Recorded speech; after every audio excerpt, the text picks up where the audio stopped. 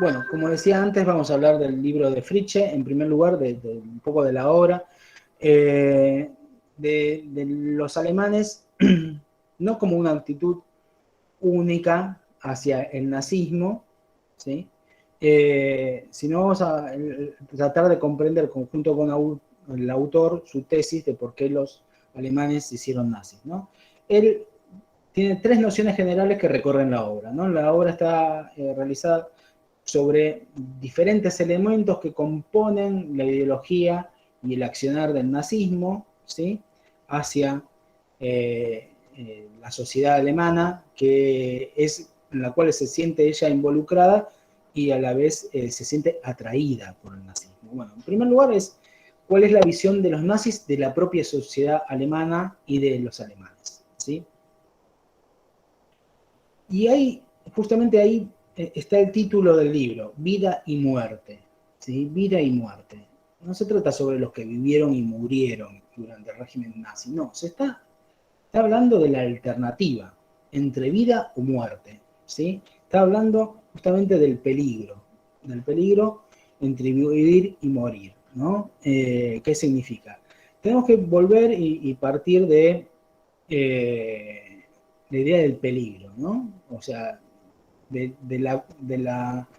la lucha por la vida y la muerte de una Alemania que vive en el peligro geográfico de tener a Francia y a los británicos, y tener a la Rusia soviética, de tener a la Polonia, ¿sí? Creada por el Pacto de Versalles, tener el peligro de los conflictos sociales de la revolución, tener el peligro de la degeneración moral, ¿sí?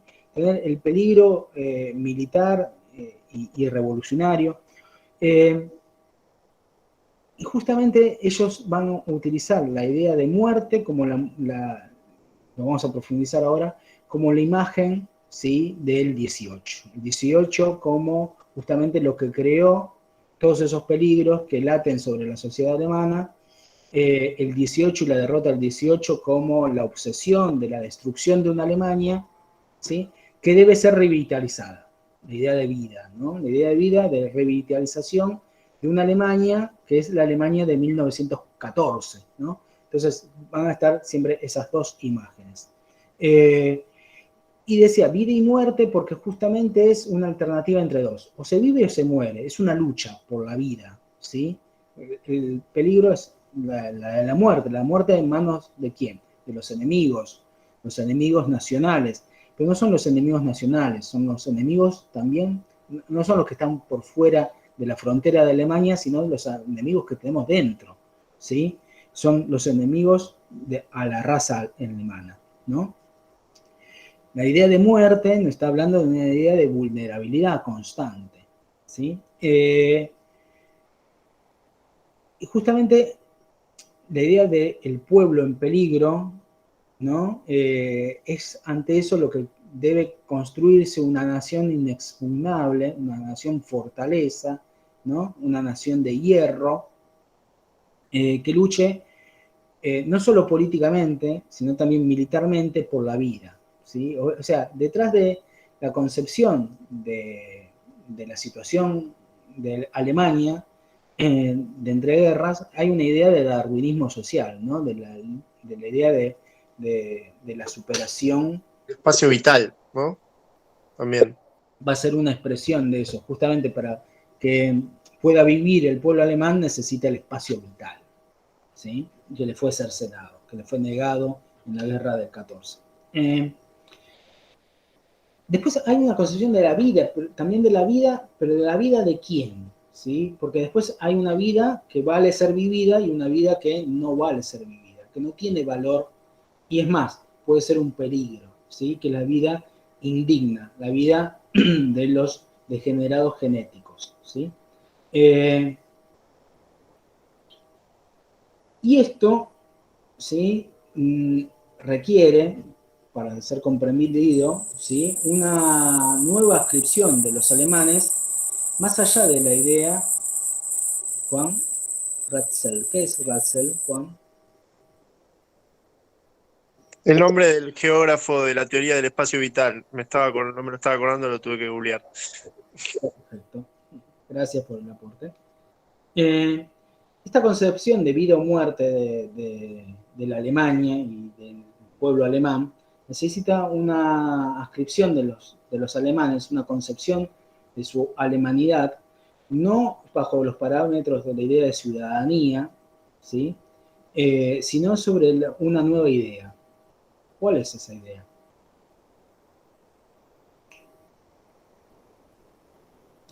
Entre... Raza. Bien. Entre los que hablan en el discurso de Nuremberg hay un argentino. ¿Sabían ustedes? Sí, Walter Darré. Exacto, bien, Jorge. Ministro de Agricultura. Nada más ni nada menos. ¿Alguna relación entre el campo argentino y el nazismo? No tengo. Qué raro conexiones argentinas con nazis, ¿no? Qué cosa, ¿eh? Del nazismo. ¿No? Exacto. ¿Y por qué ministro de Agricultura un argentino? Porque justamente, como decía Leandro, no es argentino, es alemán, por raza. ¿Sí? Y ahí se relaciona con lo que comentaba antes Juan, digamos, ¿no? Hay una idea de la Alemania que no se detiene en las fronteras políticas, sino en la idea de territorio ligado a territorios donde viven alemanes, la idea del suelo como suelo alemán, ¿no? El problema que van a tener justamente los alemanes es que tenés alemanes en Rumania, digamos, ¿no? Una buena congregación de alemanes rumanos. Y bueno, obviamente en los Sudetes, en los alemanes del Volga, exacto. Entonces tenés alemanes por todos lados y bueno, un poco de la idea justamente de la necesaria expansión de la Alemania tiene que ver con esa idea. Pero hay esta visión étnica, esta idea racial, nos habla de una idea, volvemos acá a la idea de comunidad imaginada de Anderson, ¿sí? Perdón, Luciana, que no tengas que soportar de nuevo con esta idea de nacionalismo, lo habíamos visto recién con nacionalismo indio, pero es una idea diferente a la de la comunidad tan solo imaginada, es una idea de comunidad imaginada de pueblo, ¿sí? Que es el capítulo que vamos a leer hoy, ¿sí? Es un pueblo racial que se enfrenta a otros pueblos raciales, a otras razas, ¿sí? En esta lucha darwinista. Otro elemento que recorre el libro de Fritzsche es las polémicas historiográficas, que siempre van a estar presentes, y específicamente sobre cómo es que se nazificó la sociedad alemana. Hasta dónde, también cuál es el nivel de nazificación, nivel de participación, de compromiso en el partido y en el régimen, ¿no? Hay varias comprensiones historiográficas que hacen hincapié en la superficialidad, los alemanes no se hicieron nazis, ¿sí? O el nivel de entusiasmo distinto, ¿no? No fueron cómplices, sino fueron oportunistas, apoyaron al nazismo porque le dio ciertas ventajas y hasta ahí, no más, ¿no? Versus la vida cotidiana de los alemanes bajo el nazismo, que implicaba la complicidad. ¿Sí? Esto un poco es la posición de otras historiografías, ¿sí? Y ahí después se encuentran los grises, ¿no? De cuáles fueron los límites de esa complicidad. El problema es que estas dos miradas de no participaron o participaron, se impone la idea de la autonomía de la sociedad o la autonomía del régimen, ¿sí? Como que son dos cosas separadas, ¿sí? Y justamente es lo que no concibe Fritzsche, ¿sí? Fritzsche comprende más justamente la construcción del nazismo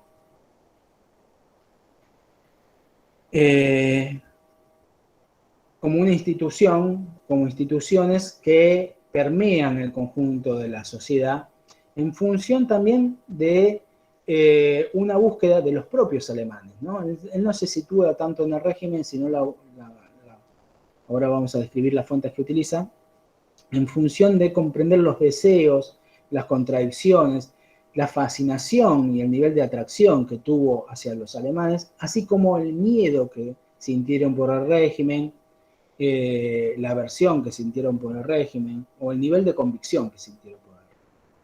Y esto lo va a bucear y acá vuelvo sobre lo interesante de la construcción historiográfica, en las fuentes que utiliza a lo largo del texto. Si ustedes tuvieron la oportunidad de leerlo, las fuentes ligadas a la búsqueda que hace, que es justamente de comprender el proceso que decía antes, entre deseo y miedo, convicción, si fue todo presión del régimen a que se conviertan, o también fue una búsqueda de encajar y de cooperar en esta nueva construcción de una comunidad racial, ¿sí? Un colectivo racial. Es la búsqueda de fuentes a través de esta comprensión, a través de las propias palabras de los propios alemanes, ¿no? En sus cartas, en sus libros, diarios personales, en su vínculo no ligado verticalmente con el régimen, sino horizontalmente, ¿sí? Ahí es donde ve justamente Fritzsche la tensión de las posiciones iniciales y la progresiva nazificación de la sociedad, ¿sí? Se ve la construcción de esta identidad colectiva con una fuerza, ¿sí?, que parte más de la comunidad que tan solo del régimen, ¿sí? Se ve la fuerza del colectivo. No, si ustedes leen el libro, van a ver que no está la bota del totalitarismo sobre el nazismo. No está la violencia para que se hagan los nazis, Ahí no pone el centro Fritzsche, a pesar de que se nota, digamos. La violencia está marginada, por mal que nos pese, digamos, hacia los otros que también son alemanes, obviamente, pero que no participan dentro de la comunidad racial, los judíos, ¿no? Entonces, la violencia, los alemanes la ven y se presentan en las fuentes como lejana, ¿sí? No hay un miedo directo, ¿sí?, de personal sobre su corporalidad. Y también lo que buscan las fuentes es sacar la figura de Hitler y poner más en el proyecto político, en las propuestas políticas y en las prácticas políticas. Y esto es donde se ve las presiones sociales, o sea, las presiones del conjunto, ¿sí? Eso es interesante el texto, más que de las presiones del propio régimen, a través de los vínculos sociales, como justamente tenés que encajar dentro de la sociedad, ¿no? Y esto confirma que los alemanes eran conscientes y discutían sobre el régimen y las políticas del régimen, no estaban hipnotizados, no estaban enajenados, ¿sí? No era todo el poder de seducción del discurso nazi, ¿no?, o de la figura actoral de Hitler, como marcábamos antes, no era todo seducción, sino también era una participación racional, ¿sí? ¿Cómo fue racional también la actitud que tuvieron los mismos alemanes luego de la derrota de la guerra para decir, no, yo no participé, ¿sí? Y la vergüenza y el cinismo de lo que pasó, ¿no? Entonces, bueno, sobre saber del genocidio nos vamos a ocupar en la clase que viene.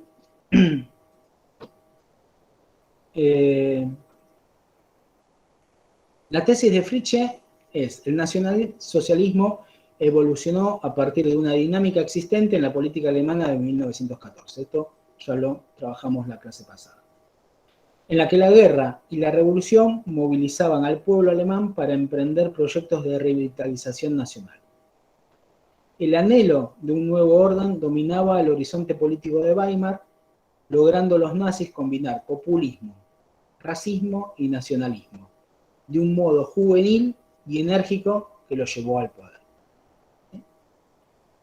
Ahora en el poder, los nazis consiguieron relacionar de forma eficiente las desgracias de los alemanes individuales durante Weimar con la desgracia nacional, ¿sí?, creando enemigos internos y externos, ¿sí?, e hizo creíble de esta forma la idea de una nación unida en forma orgánica, ¿no?, un solo órgano que vive o muere conjunto, uniendo el destino individual con el destino colectivo, ¿sí?, que estaba en peligro ¿sí? Y esto necesitaba la renovación para mejorar la vida de Alemania, por tanto, era mejorar la vida de cada una de las personas y de cada uno de los alemanes. Y esto significó la idea de comunidad que ahora vamos a profundizar como reemplazo de la idea de clase y la sensación de igualdad, ¿sí? Entre la población. Bueno, ¿todo bien? Un minuto con otra imagen para compartir.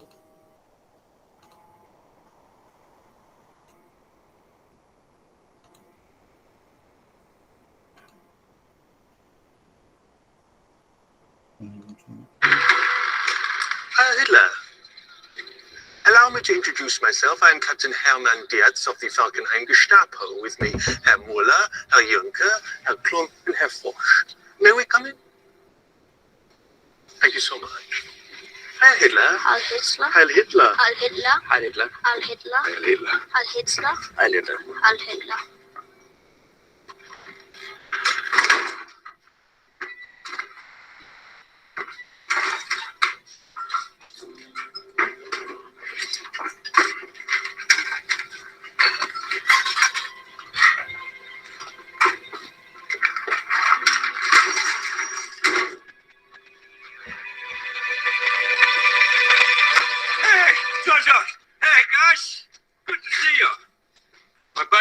Flat tire, so I carried it. Captain Klenzendorf. Hitler. Heil Hitler. Heil Hitler. Heil Hitler. Heil Hitler. Heil Hitler. Heil Hitler. Heil Hitler. Heil Hitler. Heil Hitler. You know, Freddie Finkel. Heil Hitler. Heil Hitler. Heil Hitler. Heil Hitler. Heil Hitler. Heil Hitler. Heil Hitler. Heil Hitler. Heil Hitler. Heil Hitler. So, did I miss anything? No, we were just Heil Hitler. No sé si todos vieron la película Jojo Rabbit, se las recomiendo. Un momento de distensión del tema. Justamente lo traía acá a colación del capítulo Heil Hitler del texto para analizar, ¿no? El tema del saludo. Otra imagen muy potente, no se lo voy a pasar todo. Es esta. ¿Lo ven? ¿Qué cojones, ¿no? O varios, lo que quieran, de este August Landmenser? Se cruzó de brazos ante el saludo. Vamos a ver la función acá. Fritzsche se propone analizar la función de este saludo, este símbolo del nazismo tan potente y tan presente en la cotidianidad, ¿no? Es algo que atravesó absolutamente la cotidianidad, no solo de los nazis, ¿no? Pues, no sé si vieron en el grupo de Facebook que también puse el saludo de la reina Isabel cuando tenía 8 años, ¿no? Haciendo el saludo nazi. La actual reina, bueno, la eterna reina Isabel, ¿no? No hay otra. Bueno, también en el franquismo se sigue usando. Hoy en manifestaciones actuales franquistas se canta Cara al Sol con el brazo levantado. Sí. Es transversal a los fascismos, ¿no? ¿En Italia no está prohibido el saludo del duce? En todos lados está prohibido. Bueno, en todos lados. Me acuerdo cuando los jugadores de la Lazio lo hacen, a veces.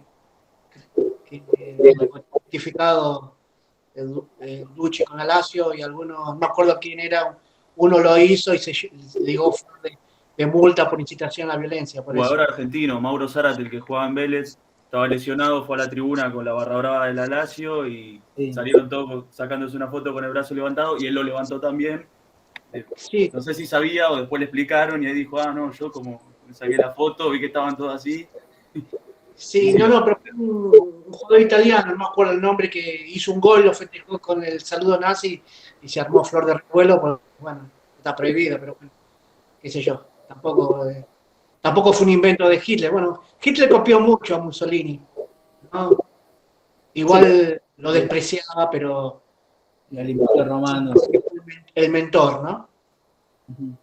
Sí, es un saludo de salve Hitler, ¿no? Es eso lo que simboliza.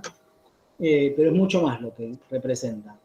O sea, es interesante, Fritzsche es de los capítulos más cortos, donde primero empieza con el debate historiográfico de aquellos que subrayan la aceptación que significaba el saludo y la celebración al régimen que significaba el saludo, de aquellos que muestran historiográficamente que en realidad Paolo Di Candido, exacto, que directamente no se cruzaban con el régimen y podían pasar inadvertidos. Bueno, lo cierto es que el saludo nazi era una forma cotidiana de examinar la actitud de cada uno de los ciudadanos, ¿no? De los alemanes, en su acción personal con el régimen, ¿sí? Y las implicancias del saludo en la vida cotidiana, que a partir de 1933 pasa a ser obligatorio el uso, ¿no? Por parte de los maestros, los profesores, los jueces, el portero y el correo, digamos, todos tienen que hacer el saludo nazi, ¿no?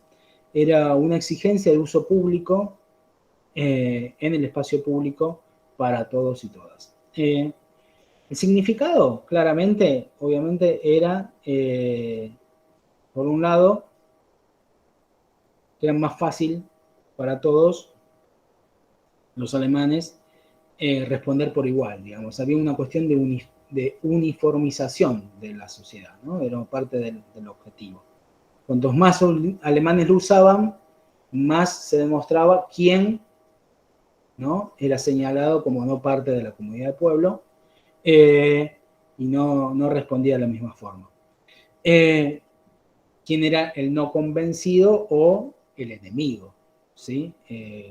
Podía pasar, la situación era un gris muy difuso. Y por tanto era parte justamente de la forma de identificación sobre la población, sobre los enemigos de la población. Obviamente que era una presión de los nazis sobre el espacio público para imponer esta uniformidad. Representaba tanto una forma de reconocerse como parte del régimen, de demostrarse a favor, como una forma de camaradería racial, ¿sí?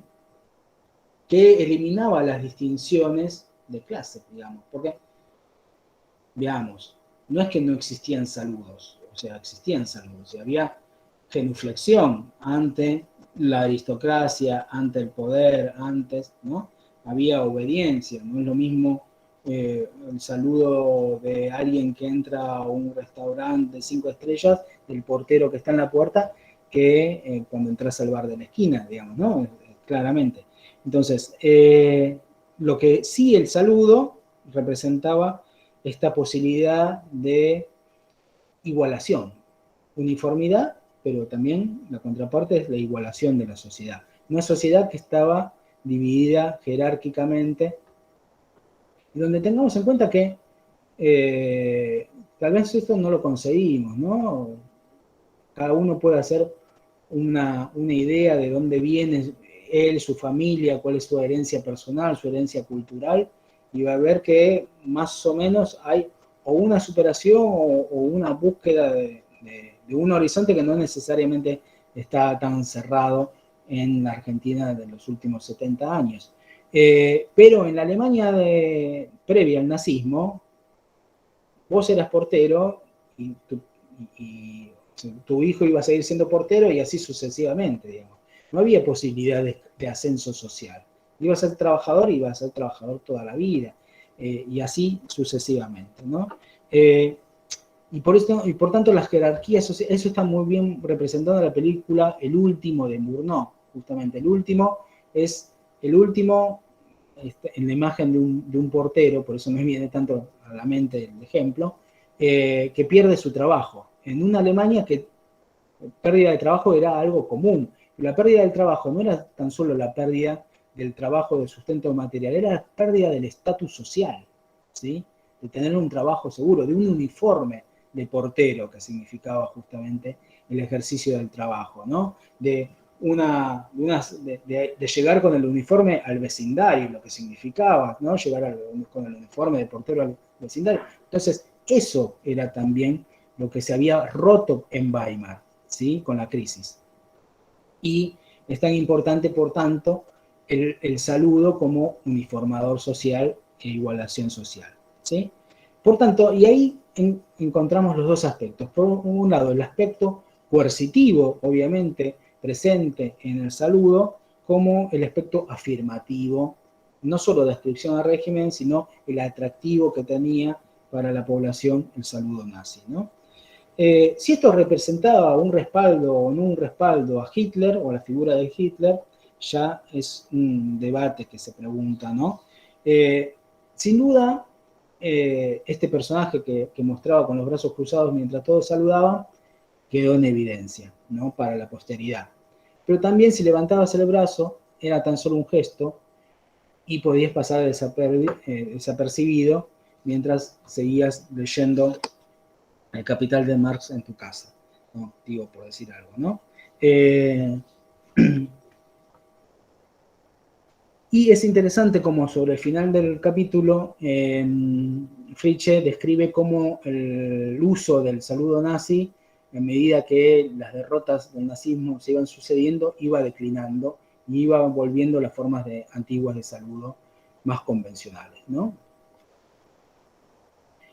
El siguiente capítulo es la Wohlgemeinschaft, ¿no? La comunidad de pueblo. Y es un poco donde queremos hacer centro en la clase. Porque es para Fritzsche el eje de la popularidad del régimen nazi, ¿no? Y de la persistencia y la durabilidad del régimen nazi hasta su final en el 45. La idea de la comunidad de pueblo es donde descansaba el conjunto de la arquitectura nazi, ¿sí? No era una creación del nazismo, era preexistente, es una idea romántica, ¿sí? No es impuesta por el nazismo ni es extraña al pueblo alemán, ¿sí? Pero sí, los nazis reconocieron en ella el logro para alcanzar el anhelo de rejuvenecer la nación y de imponer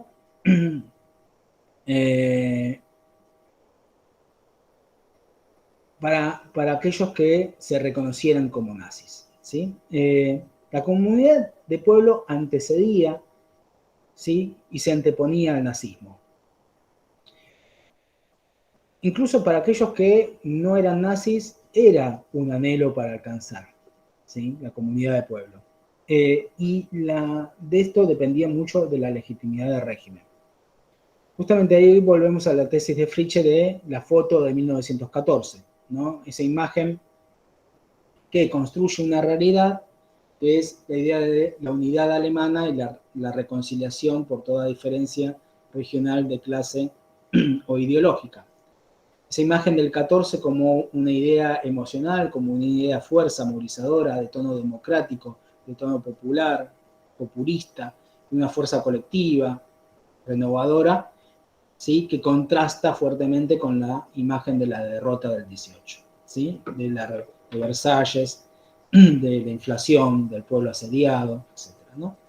Entonces, acá es donde tenemos la idea de comunidad del pueblo que vive o muere, ¿sí? Es la comunidad del pueblo con su expresión más radical, donde el 14 es vida, el 18 es muerte, y que va a estructurar el pensamiento de los alemanes hasta el 45. La comunidad de pueblo estaba en peligro, ¿sí? A partir del 18. ¿Sí? La comunidad de pueblo se recuperó en el 33 con el nazismo, ¿sí? Para preservar la vida hay que hacer grande a Alemania, ¿sí? Para preservar la vida no hay obstáculo moral, ¿sí? Porque todo está justificado. El 33 justamente es frente a las experiencias de crisis, no solo del régimen de Weimar, sino el empobrecimiento personal de los 6 millones de desocupados, pero también del destino incierto de la nación y de los alemanes, donde la comunidad de pueblo es una respuesta alternativa a la idea de república de ciudadanos, ¿sí? De inestabilidad política, de fraccionalismo político. La idea de comunidad de pueblo es una fuerza, ¿sí?, de unidad que justamente se intenta lograr y se busca con el nazismo. Ahora bien, ¿cómo se construye esa comunidad de pueblo? ¿Sí? ¿Qué fue la consecuencia de esto? ¿Cómo se instrumentalizó la construcción de la comunidad de pueblo? Con la violencia y el terror político, ¿sí? Contra los opositores, en primer lugar. Qué loco, ¿no? Acaban de ganar la socialdemocracia las elecciones alemanas, ¿sí? ¿Qué dirá Guillermo Moreno de todo esto? Pero es contra los... es contra los comunistas, contra los socialdemócratas, ¿sí? Que no es solo contra los partidos, también se van a cerrar los sindicatos, los periódicos, ¿sí? Va a haber ejemplificación pública en las calles, se los va a arrestar en forma no silenciosa por las noches, sino a la vista de todos, van a marchar, ¿sí?, por las calles, con palizas y humillaciones públicas, ¿sí? Aunque los primeros campos iban a ser secretos. La idea es que la comunidad de pueblo se está adentro o se está afuera.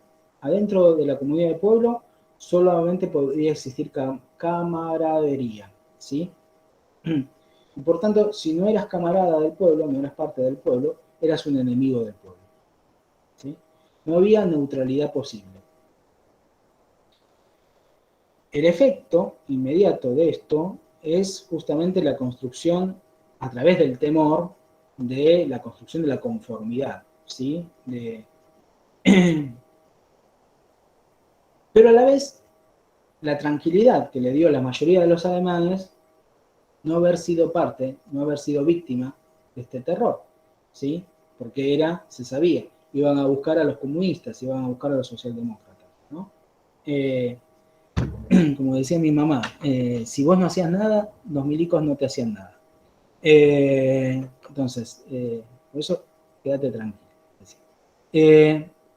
Bueno, eso, hola, perdón, eso es para revisar, ¿no? Porque después lo vamos a ver con genocidio, pero la línea fina para denominar al otro. Después lo vamos a profundizar, pero también es cuestionable desde ese punto, ¿no? ¿En qué sentido, Joana? No te llevo a agarrar. No, esa línea fina en la denominación del otro, que podía ser comunista, digamos, que también estimulaba la delación, la autodelación, una línea muy fina que lo vamos a desarrollar después con el tema de genocidio, con el texto de Feyerstein, de Browning. Por eso me parece que en ese punto, no sé si era eso a lo que se refería Fritzsche. No, él se refiere a esta idea que está bueno, porque acá lo que discute es con la idea del miedo, de la bota, del totalitarismo, digamos, ¿no? Esta idea presente en que, bueno, el terror sobre los socialdemócratas, lo comunista contra los opositores políticos, significó un terror sobre toda la sociedad. Que sí, como vamos a ver, justamente tiene ese destino, aterrorizar a la sociedad, como creo que decís vos, Joana. Pero desde el punto de vista de un alemán corriente, como diría el ex director de la CIDE y marido de ¿cómo se llama? La de Hay maestro. Joffre, el Tata Joffre, gracias, Jorge. Dirían, los argentinos comunes y corrientes no tenían nada que temer. Y esto es parte de la mayoría de la sociedad, digamos, ¿no? ¿Por qué? Porque iba a estar dirigido hacia los enemigos políticos. El problema, y ahí dice Fritzsche, ¿sí?, que luego esto presagió abrir el terreno a los otros enemigos, ¿sí? Que excedían lo político. En primer lugar, luego de los enemigos políticos, ¿quiénes van a ser los otros enemigos de la comunidad de pueblo? Enemigos raciales. Raciales. Los enemigos raciales, exacto. Raciales. Los que contaminan la nación, la manzana podrida, ¿no? Que no te das cuenta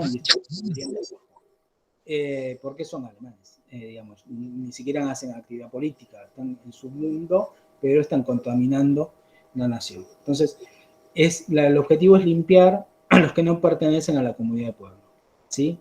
Y eso es una cuestión, lo interesante... Una consulta, Gabriel. Sí. Ese es el momento al que Fritsch hace alusión cuando dice que Hitler anuncia que se termina la revolución, que en realidad sería como la revolución política, que es cuando ya están prohibidos todos los partidos y empieza como la revitalización más del cuerpo social. Exacto. Sí, el reconocimiento de Alemania y la grandeza de Alemania, ¿no? Es el momento de expansión de Alemania. Expansión interna y externa. Prepararse para eso, digamos, ¿no? Es la otra revolución. Prepararse para la verdadera revolución que es la conquista alemana. Pero previo necesitaba la conquista interior del pueblo, que significaba a la vez esta idea de vida o muerte, ¿no? Porque no es que se eliminan los seres indignos en función de una elección, no, era una cuestión de vida o muerte. El tema es que va a ser el Estado quien elija quién vive y quién muere, ¿no? Claramente. La consecuencia de esto va a ser la parálisis de la sociedad, ¿no? Principalmente de los adversarios políticos, ¿no? Con toda la aclamación de Heil Hitler, que tiene esta cuestión de unanimidad política que representa. En primer lugar, también de los propios nacionalistas, aristócratas, conservadores que habían convocado a Hitler para formar gobierno y lo creían manejar, ¿no? Los viejos Hindenburg, ¿no? La vieja aristocracia, ven que Hitler tiene una fuerza y un poder y unos objetivos que van más allá de ello. También los socialistas, porque por primera vez, por ejemplo, se institucionaliza el 1 de mayo, ¿no? Y se hace un gran acto del 1 de mayo. En el otro libro de Alemanes a Nazis hay un capítulo que es Mayo del 33, donde se describe las características de ese 1 de mayo, ya con Hitler en el gobierno, donde hay una retórica, ¿sí?, a favor de los patriotas que construyen la fortaleza industrial de la nación, hablando de los trabajadores, ¿sí?, dando orgullo a los trabajadores, no como clase, sino como patriotas. Y presentando a los socialdemócratas como una cuestión del pasado, ¿sí? Ahora bien, ¿qué es lo que ganó a los trabajadores hacia el nazismo? ¿Fue el miedo por la represión a sus dirigentes, a sus sindicatos? No, dice. ¿Qué opinas, María? No, para mí hay una interrelación a cosas que subyacen a la identidad del trabajador, a la identidad de alemán, por encima de cualquier cosa. Y de hecho, eso se ve en el llamado incluso de los socialistas a la Primera Guerra Mundial. O sea, si uno se considera trabajador, no debería estar llamando a la guerra, porque en realidad, que es lo que plantea otro sector, es que la guerra en realidad es el trabajador contra el trabajador, no van a luchar los burgueses contra los burgueses. Entonces, para mí, en Alemania pasa lo mismo, o sea, se llama o se exalta la figura primero del alemán por encima de todo y después, la interpelación al trabajador. Y de hecho, con respecto a lo que decía antes Joana, la línea se va a ir corriendo, el otro se va a ir corriendo, o sea, el enemigo se va a ir corriendo, depende de las circunstancias coyunturales del mismo proceso, del mismo desarrollo del régimen. Sí. Sí, no te llegué a entender del todo, María, en cuanto a tu relación con la guerra del 14, te digo la verdad. Cuando se produce la guerra del 14, hay un sector del socialismo francés que impulsa la guerra o que llama a los mismos trabajadores a participar de la guerra digamos, lo mismo pasa en Alemania, con fervor, y en realidad no están siendo conscientes de que es una guerra, digamos, de obreros contra obreros, porque en realidad el capital nunca se enfrenta en el campo de batalla. Digamos, queda oculto por el sentimiento nacionalista. ¿Cuál es el vínculo que hacías con lo que mencionamos recién? Que en realidad en todas las sociedades, o al menos, digamos, en todas las sociedades europeas de la primera mitad del siglo XX, lo que prima no es el sentimiento de pertenencia de clase, o sea, no es una cuestión de la clase obrera, sino que lo que prima o lo que tiene prioridad por sobre cualquier otro sentimiento es el sentimiento nacional. Bueno, ese es el discurso del nazismo. O sea, no, es lo que está diciendo, no, en realidad es 1914 por sobre 1918. Porque para el nazismo 1918 es la derrota. Pero si lo preguntas a un comunista, a Rosa Luxemburgo, a un socialdemócrata, 1918 es el triunfo, no es la derrota. ¿Sí? Es el triunfo de ¿qué? De la verdadera identidad, es la recuperación de la identidad de clase, la recuperación de la identidad socialdemócrata o la identidad reformista, la búsqueda republicana o liberal. O sea, 1918 en realidad es la construcción de una nueva Alemania, porque tenemos que salir de la mirada triunfante del nazismo para comprender los posibles devenires de la historia, ¿sí? En el sentido de más de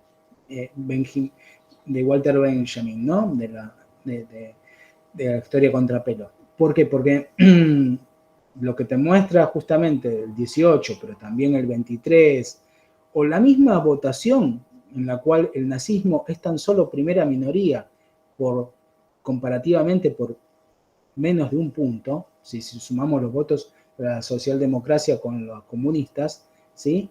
Te das cuenta que prevalece y a la vez crece la identidad de clase. Y por eso el nazismo apela a la identidad del trabajador. No le alcanza la identidad nacional o racial, no. Tiene que hacer una celebración del 1 de mayo, tiene que copar los sindicatos, pero a la vez transformarlos en sindicatos nazis, no disolverlos tan solo.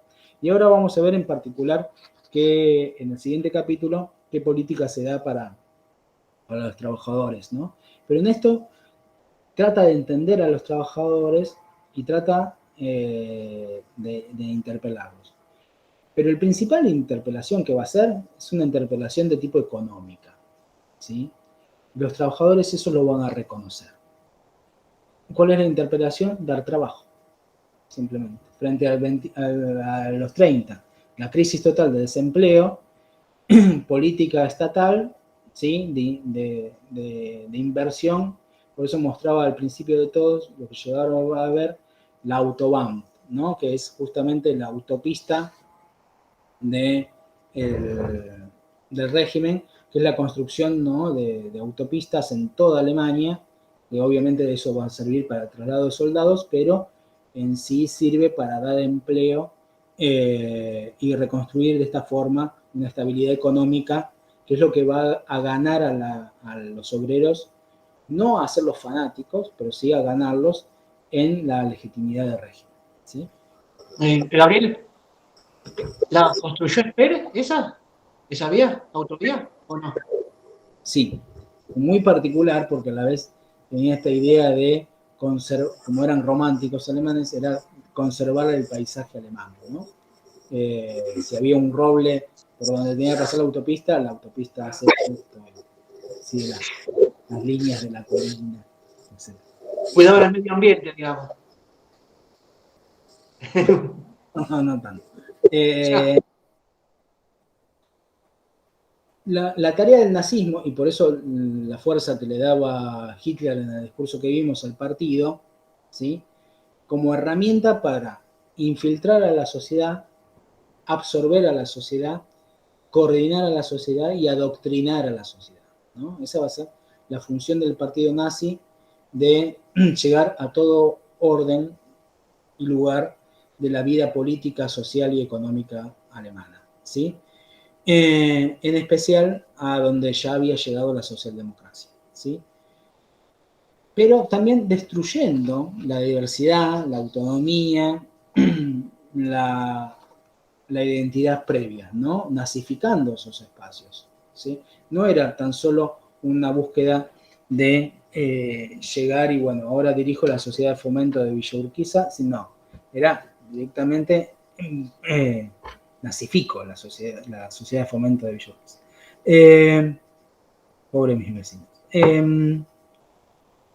Entonces, a la vez abrieron cientos de organizaciones paraestatales, ¿sí? Para movilizar esta cuestión de, que también decía el discurso, ¿no? No importaba, bueno, yo creo en el nazismo, era yo lucho, yo participo, ¿sí? Era una actitud activa que reclamaba el régimen de movilización constante, vuelvo a la idea de Mosch, ¿no? De construcción de la sacralidad política que requiere la participación, la movilización, la afiliación al régimen, ¿sí? Y que le va a otorgar una respuesta. ¿Joana? Ay, perdón, no que te quería interrumpir, pero por eso esta idea también que está presente Friche de que los nazis ganaron la calle, ¿no? Primero en su ascenso, con una política territorial muy importante, no solo en las ciudades, sino en los pueblos, digamos, que iban y predicaban y hablaban con el alemán común, digámoslo así, para intentar resolverle los problemas, digamos, que tenían ahí cotidianos. Y en ese sentido hay una política territorial muy fuerte del nazismo. Exacto. Sí. Y ahora como régimen hay una búsqueda de que cada alemán tenga una responsabilidad, ¿sí? Sobre la pequeña parcela que le toca de comunidad de pueblo, ¿sí? Había un encargado de vigilar la cuadra, ¿sí? Esto, bueno, no voy a hacer paralelos nacionales, que también existieron. Esta idea de el encargado de vigilar la cuadra. Bueno, eso lo cumplen la función los porteros, ¿no? O sea, tan fachos eran durante la República. Pero está esta cuestión de que cada alemán se transforma en parte del partido, del régimen y de la tarea de la protección, vida o muerte de la comunidad de pueblo, ¿sí? Eran obviamente instituciones paraoficiales, paraestatales, ¿no? Pero que congregaban a todos, ¿sí? Esto me parece muy importante, la tarea de vigilar ¿cómo se llama? Hay una película muy linda que trata sobre un librero en Alemania y su hija. Ya me voy a acordar. ¿Ladrona de libros? ¿Puede ser? ¿Ladrona de libros? ¿Algo así? Exacto, donde esto se ve representado. Muy bien, gracias, Joana. Está buena la peli. Sí. Sí, justamente, ¿no? Ahí te habla de un tipo que no era nazi, ¿no? Pero a la vez el silencio al cual se tenía que someter. Y al contrario, la mayoría de la población va a ir aceptando gradualmente, lo que dice Fritsch es esto, que va a haber una aceptación gradual de las reglas que va imponiendo el nazismo, de las costumbres que va imponiendo el nazismo, de los consejos, las prohibiciones que se van instaurando, que empiezan a gestionar la vida de la colectividad y de la comunidad alemana, ¿no? Y acciones, como una representación de lo que decía Joana antes, por ejemplo, acá Fritsch rescata las campañas del auxilio de invierno, ¿sí? Que son campañas que vienen a justamente suplantar la acción, y tengamos en cuenta esto, por lo que decía María Liliana antes, de la identidad de trabajador y demás. La República de Weimar, así como era progresiva en términos democráticos y de representatividad, también fue prácticamente una antecesora absoluta del estado de bienestar, con las políticas sociales de la democracia de Weimar, ¿sí? Era muy fuerte la intervención del Estado en brindar derechos y condiciones a la sociedad. Bueno, esto el nazismo lo va a suplantar, ¿sí? No eliminar, suplantar, ¿sí? ¿Qué estoy diciendo? No estoy diciendo nada, se mueran los pobres, ¿no? Que ahora cada uno se responsabilice de su propia vida y si no obtenés un trabajo es porque no querés. El nazismo no decía eso, ¿sí? Era antiliberal en ese sentido, ¿no? Anti-Milley. El nazismo lo que basaba es justamente en la solidaridad racial, no la solidaridad que venga del Estado, sino de la misma comunidad de pueblo, ¿sí? Entonces la cooperación del pueblo en la campaña de ayuda de invierno, lo que significaba era ayudar a las familias pobres durante el invierno, ¿sí? Reemplazaba los servicios sociales del Estado de Weimar por la ayuda de invierno que recolectaban todos los miembros del partido, ¿sí? Con pequeñas alcancías que recorrían todos los ámbitos de las ciudades, ¿sí? Para justamente cambiar insignias nazis por donativos, ¿no? Que iban a ayudar a la vez a los alemanes más pobres, ¿no? Y esto era una campaña que, al contrario de rechazo, de decir, bueno, yo ya ayudé, ¿no? Salí de acá, pobre, no me toques, justamente lo que el partido lograba era una legitimidad de el alemán ayuda al alemán, ¿no? De la acción de responsabilidad colectiva de la raza, ¿sí? Y estas campañas, junto con el entretejido de oportunidades económicas que va a dar el rearme, frente a la vez los peligros que podían llevar a la ruina a la nación, como el ataque de otras naciones, el ataque de los comunistas, el accionar tras bambalinas de los judíos, ¿no? Hace tangible y a la vez convincente esta idea de comunidad de pueblo en peligro, ¿no? En vida o muerte. ¿Vamos bien? La otra, a ver si me quedaba algo acá. La otra, el otro capítulo se llama Consumir la nación. Y es donde Fritzsche recoge las formas más convincentes que tuvo el régimen para transformar a los alemanes en nazis. Y esto tiene que ver con la estabilidad económica, ¿sí? Piensen en nuestro contexto, mejorar las condiciones de vida, ¿sí? Lograr la estabilidad también política, para alcanzar una situación o una sensación de satisfacción general de la población alemana. Una sensación de que Alemania con Hitler se estaba recuperando y se iba a recuperar. De dejar de tener miedo por el presente para mirar al futuro, de dejar de mirar al pasado de derrota para mirar a un futuro triunfante. Esto que mostraba con el fragmento de la película Cabaret, ¿no? Pasado, ¿no? De Alemania, eso es el futuro. Entonces, también en este capítulo se centra, para seguir profundizando con María, el tema de los trabajadores. ¿Cuál va a ser la política de los nazis frente a los trabajadores? Justamente, ante el desempleo, dar empleo, ¿sí? Un gigantesco plan de obras públicas, ¿sí? Que obviamente va a significar un trabajo durísimo para aquellos que trabajan en la autobahn, ¿sí? A pleno sol, con bajos salarios, etcétera, pero era empleo, era trabajo. Y otra, como contrapartida, a la vez, obviamente, todo esto de dar empleo en las industrias de rearme, con la supresión de los sindicatos, era el empeoramiento de las condiciones laborales, ¿sí? O sea, mayores horas de trabajo, mayor supervisión sobre el trabajo, ¿sí? Clima intimidatorio, incremento de las horas de trabajo, los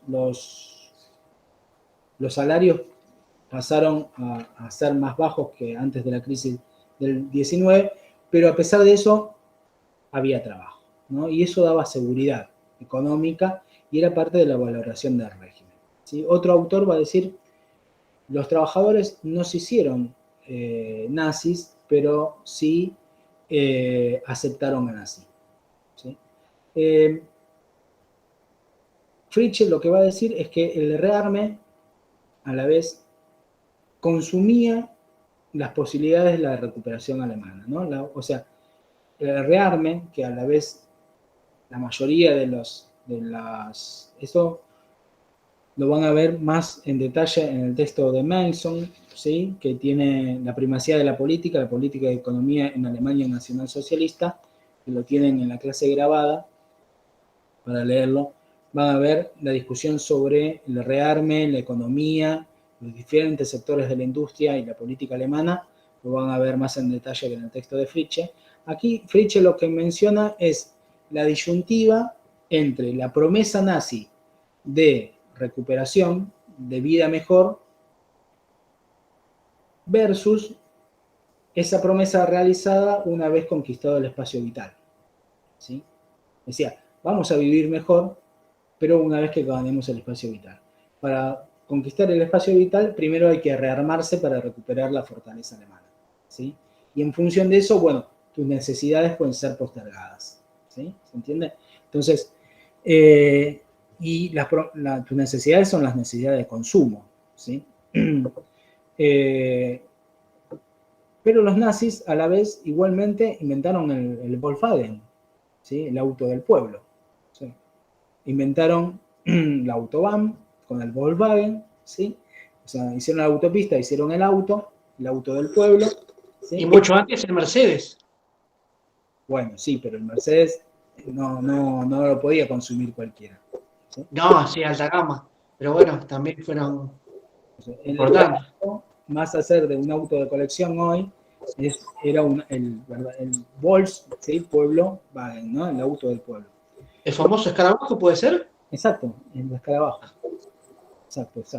El Cupido motorizado, para los que tenemos más de 40. Con esta idea de que todos podían comprarse un auto, todos podían irse de vacaciones.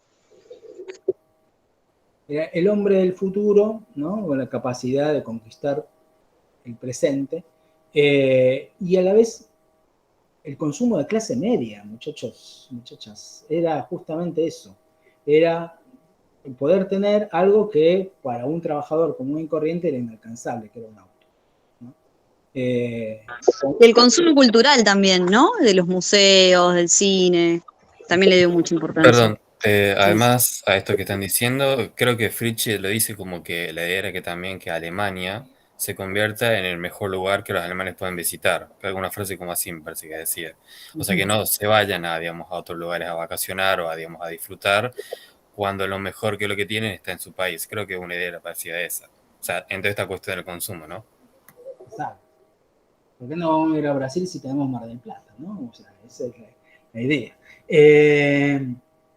Es la idea justamente que los alemanes en realidad, más que se vayan, es que puedan consumir, ¿sí?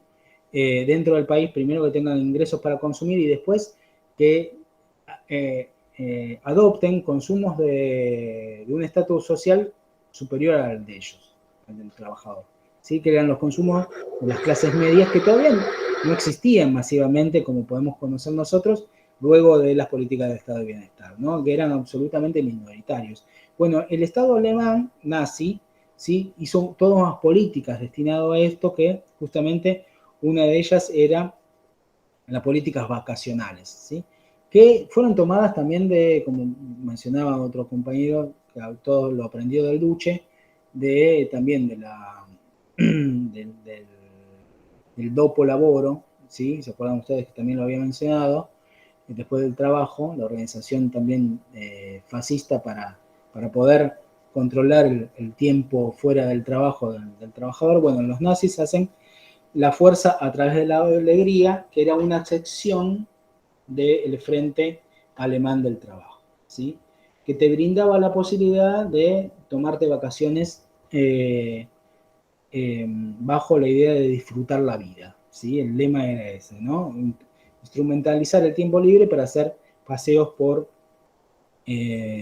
hasta el mar, subsidiados, ¿no?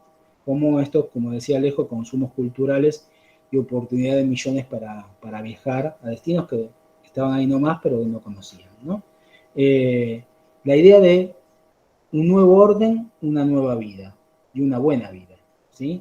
el nazismo como parte de, también de este consumo cultural, la Cancillería del Reich, ¿no?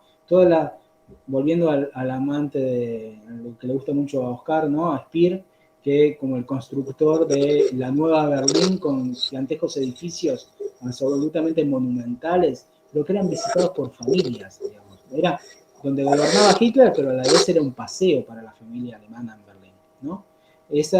Eso traía una sensación de igualdad, de oportunidad, de pertenencia al régimen también, que era importante para la idea de legitimar el régimen, idea aspiracional, ¿no?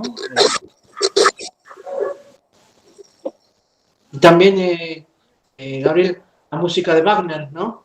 Y como impulsó. Sí, también. Disfrute para todos. Las orquestas tocando popularmente, exacto, salir consumos aristocráticos, llevarlos a otros lugares, ¿sí? Las fiestas, festividades públicas constantes, ¿no? Esta idea, cosa que se va a romper con la guerra, digamos, ¿no? Pero había una idea de bienestar muy grande. Todo eso, a la vez, bajo la idea de que la muerte, digamos, esto era disfrutar de la vida, pero estaba la latencia de la muerte, ¿no? El temor a la guerra. Los alemanes parecían conformarse con lo conseguido, pero a la vez estaba el temor a la guerra. El régimen 33, dice Fritzsche, era apoyado por una minoría considerable, pero la mayoría lo reconocía como legítimo.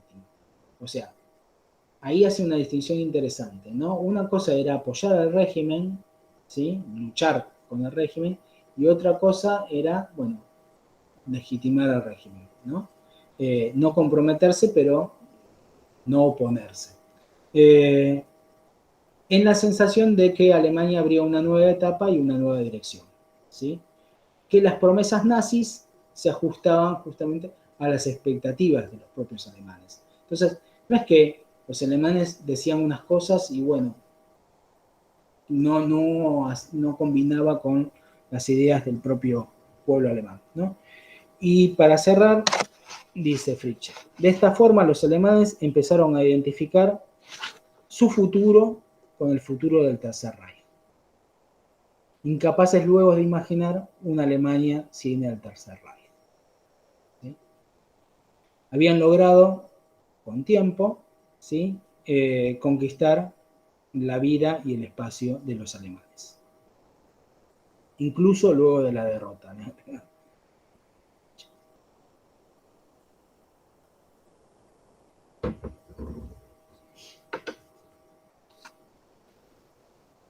Matías, que dice: hay una asociación errónea y malintencionada del superhombre nietzscheano.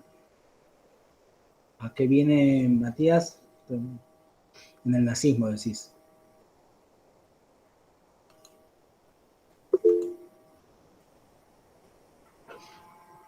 ¿Querés profundizar?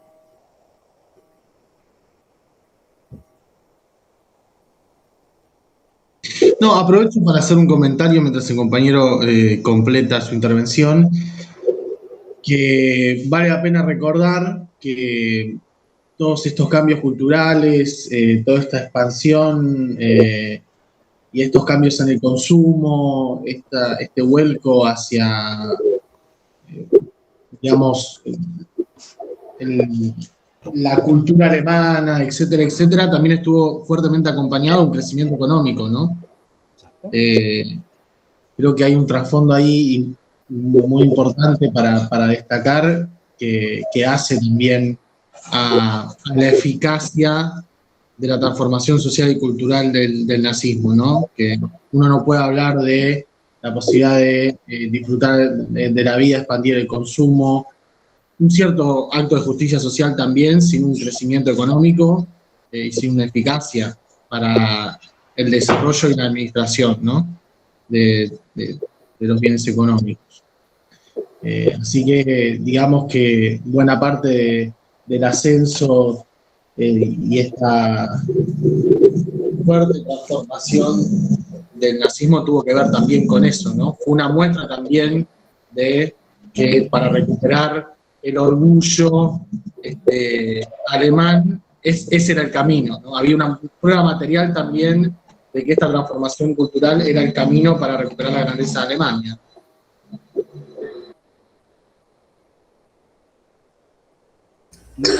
Sí, profe, y ahí para completar, y por ahí lo que había puesto como comentario, y en relación a lo que venía diciendo Ezequiel del apoyo discursivo, de lo que es toda ¿cómo se diría?, la maquinaria cultural, donde recién, bueno, hablábamos de que el acceso de esta clase media a centros culturales y a consumo de la cultura, también se va a basar un poco en el postulado nietzscheano de lo que es de lo que era el superhombre, y va a haber como más que nada malintencionada, decía, porque el superhombre no significa nada, incluso Nietzsche estaba en contra de todo totalitarismo, pero digo, cuando él después muere, esas obras quedan en manos de la hermana, que era, digamos, militante del nazismo, y van a pasar a ser como parte del acervo cultural de lo que es todo el punto de apoyo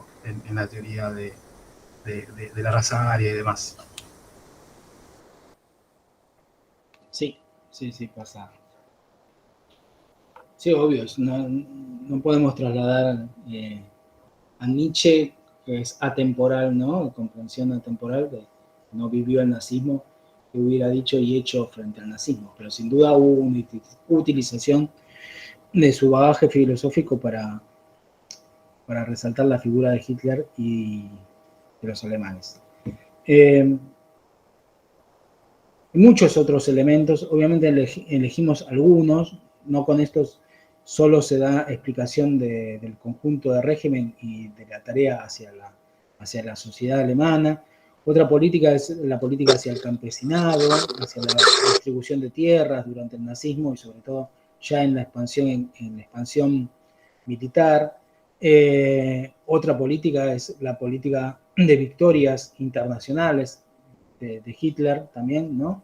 O sea, alentando lo que decía Ezequiel no es todo discurso, sino son cuestiones muy concretas que hicieron a la recuperación, de que que el régimen alemán nazi, ¿sí?, lo que lo prometía lo hacía, ¿no? Esta recuperación de Alemania, también en la recuperación de los Sudetes, en la anexión de Checoslovaquia, ¿sí? En la victoria sobre Gran Bretaña en el sentido de doblegar la política de Chamberlain, y así sucesivamente, ¿no? Se iba transformando y recuperando el lugar de Alemania internacionalmente también, ¿no?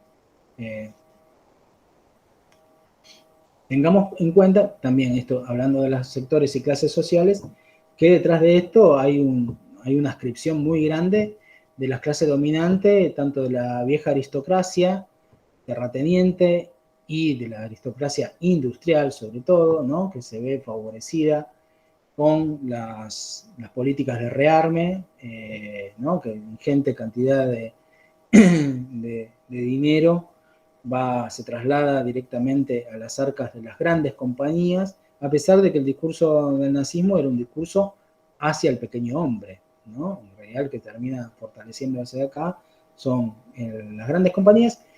Y haciendo referencia a lo que hablábamos al principio de la clase, también que va a ser parte de la fortaleza del régimen nazi, es la adscripción al régimen del ejército, ¿sí? El ejército no se nazifica hasta un cierto lugar, digamos, pero hay una unidad de intereses entre el ejército y el nazismo. Una vez que el nazismo, y esto lo que decía al principio, se saca de encima a Rommel y la CCA, digamos, ¿no? Y logra subordinar la idea de que la CCA, en el proyecto de Rommel, reemplacen al ejército. El ejército ahí logra imponer su condición de ejército alemán, de aristocracia alemana, de Estado dentro del Estado, a pesar de que había sido desvalido durante el Tratado de Versalles, pero a la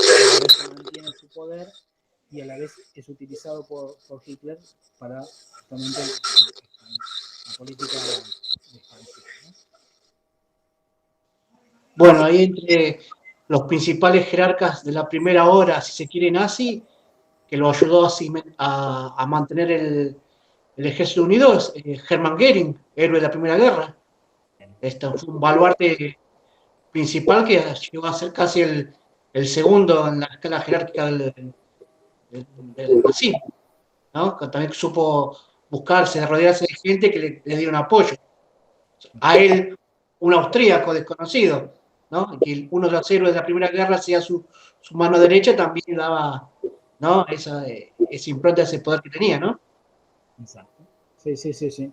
La aristocracia. Y a la vez era el vínculo no solo con el ejército, sino también con la aristocracia alemana, ¿sí? De ser ministro en puestos clave, Goering, a pesar de su grado de adicción que tenía. Producto del accidente, ¿no? Había sufrido un accidente de aviación, era un sex symbol, se transformó en un muchacho de... Exacto, ¿no? Bueno, como tantos otros, ¿no? Nuestro prócer argentino también. Varios, casi todos eran cocainómanos o adictos a la morfina. El mismo Hitler tenía miles de desviaciones, bueno, pero bueno, no es el caso tampoco. Te quería hacer una acotación. Sí. Y también esta adhesión del pueblo imaginado, así racional que estamos charlando, el rol de la propaganda también, ¿no? El rol de propaganda del Ministerio de Propaganda, ¿no? También hizo mella también, ¿no? Para elevar ese culto al líder. Sí, ahí el genio el flaco Goebbels. Goebbels, de Goebbels, el segundo, el Hitler de Berlín, que le decían, fue maestro de la propaganda. Bueno, ahí también, ¿no? La absorción y demás. La UFA, ese era el Hollywood de Alemania, un gigantesco complejo cinematográfico de vanguardia, fue absorbido por el régimen, silenciado. Fíjense esto, había, durante los bombardeos a Alemania, había baterías antiaéreas alrededor de los cines y los cines nunca dejaron de proyectar películas, ¿no? Tanto como una forma de escapismo a la situación de la guerra y ante el avance y las posibilidades de la derrota, como forma también de adoctrinamiento de la sociedad, ¿no? Eso fue siempre muy importante. El tema del cine, la propaganda en su conjunto, los discursos, la preparación de los discursos de Hitler, pero no le sacamos lugar a los logros del nazismo en términos económicos, políticos, que son el sustento de todo ese discurso de propaganda, digamos.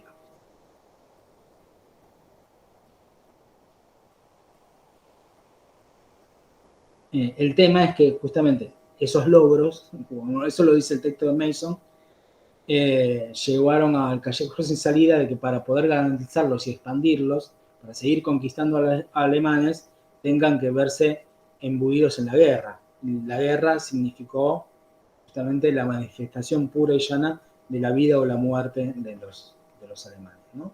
Sabemos cómo terminó. Bueno, la clase que viene vamos a ver genocidio, ¿sí? Con el texto de Feuerstein, ¿sí? Igualmente, les pido que lean tanto el texto de Fritzsche como el de Browning. Browning, creo que vos tenés el de... No, el de Fritzsche. El de Fritzsche, exacto. Que lo vamos a mencionar. Así que, no sé, si tienen alguna otra duda, bien, planteo. Bueno, así como también que vean el texto de Spielberg, es el texto, a ver, espérate que abro, María, el texto que le mencioné al principio de la clase de Richard Evans. ¿Qué pasa, María? Sobre el tema del análisis de la imagen. Ah, Evans. Ah, bien. Sí. Perfecto. lo busco.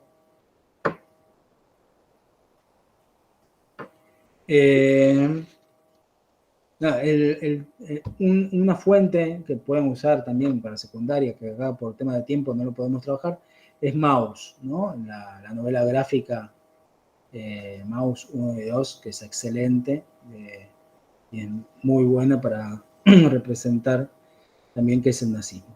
Así como la novela que también la tienen como fuente de Primo Levi, Si esto es un hombre, ¿no? Esta es la trilogía de Levi, también que es excelente para representar la vida en los campos.